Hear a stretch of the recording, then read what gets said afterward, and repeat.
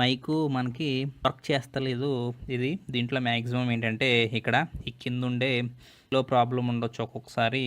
లేదంటే ఈ జాక్ ఏదైతే ఉంటుందో ఈ జాక్ కూడా ఒకసారి చెక్ చేసిన తర్వాత మనకి ఈ ప్రాబ్లం ఇంకా ఉన్నదంటే ఈ కండెన్సర్లో ఆ ప్రాబ్లం ఉంటుంది.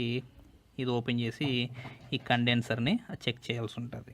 కండెన్సర్ని ఇప్పుడు ఎలా మార్చాలో చూద్దాము.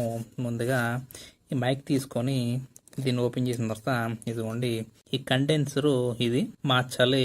ఇక్కడేమో రెడ్ అండ్ డాట్ ఉన్న దగ్గరేమో ఇది ప్లస్, ఇదేమో మైనస్ అయింది. కండెన్సర్ మనం తీసుకొని మనము ఆ షాప్కి వెళ్ళి సేమ్ ఇదే కండెన్సర్ని మనము తీసుకోవచ్చు.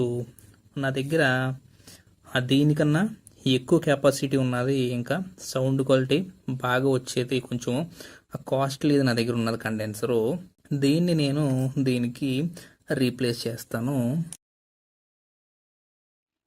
ఇదిగోండి ఇది రిమూవ్ చేసిన తర్వాత మీరు చూసినట్లయితే ఇక్కడ రెడ్ కలర్ డాట్ ఉన్నది, ఇది ఆ ప్లస్ అని అర్థము. అలాగే మనం మార్చబోయే కండెన్సర్లో కూడా ఒక రెడ్ కలర్ డాట్ ఉంటుంది, ఇది ప్లస్ అని అర్థము, ఇది మైనస్ అని అర్థము. సేమ్ ఇదే విధముగా మనము దీనికి ఇక్కడ ఆ ప్లస్ ఇస్తాము, అలాగే ఇక్కడ మైనస్ ఇచ్చి దీనికి సోల్డరింగ్ అనేది చేద్దాము.